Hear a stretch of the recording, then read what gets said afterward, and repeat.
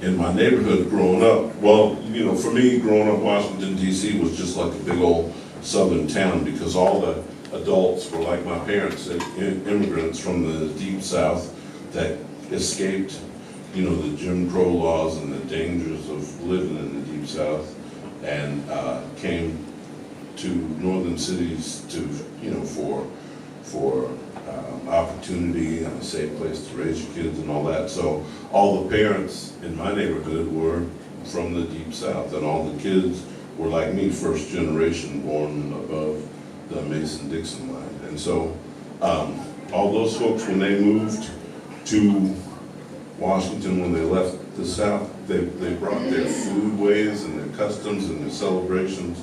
They brought all that with them.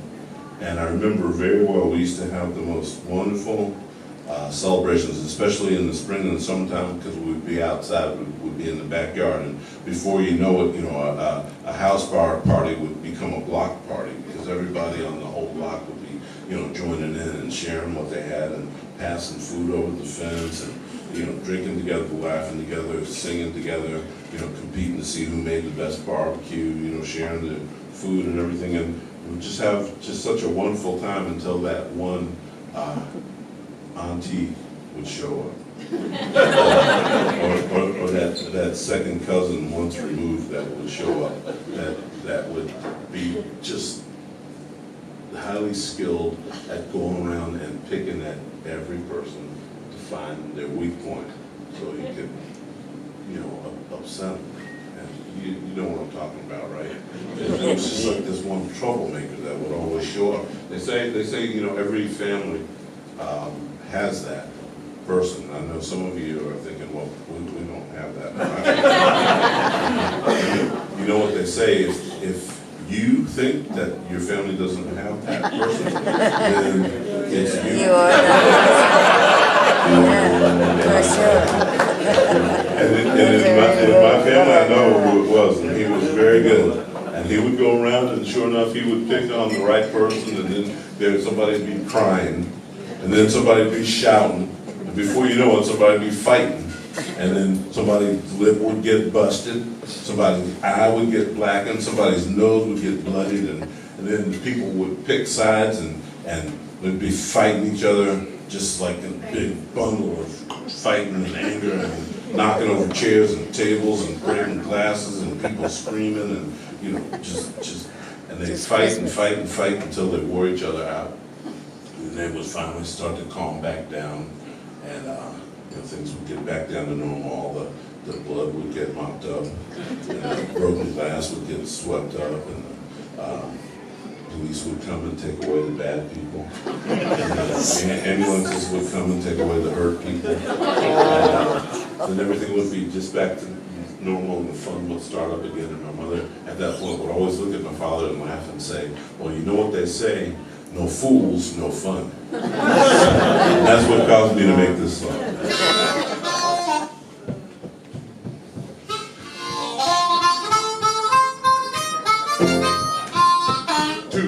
We were having a Saturday afternoon barbecue in my backyard. We were boozing and bluesing and pitching horseshoes. Some of them were playing cards. Well, I was just about to double check to see my barbecued ribs were done, when I heard a little voice in the back of my head, and it said, no fools, no fun. No fools, no fun. Well, my ribs were just about done, when I heard a little voice in the back of my head, and it said, no fools, no fun. Well, Curtis had lost his horseshoes, and he was losing in a game of bid whist. So we started up with the dozens, and he ended up swinging his fist. When my Uncle Wilson pulled his pistol, you should have seen that joker run. Everybody cheered, and when the smoke cleared, somebody shouted, no fools, no fun. No fools, no fun. You should have seen that joker run. Everybody cheered, and when the smoke cleared, somebody shouted, no fools, no fun.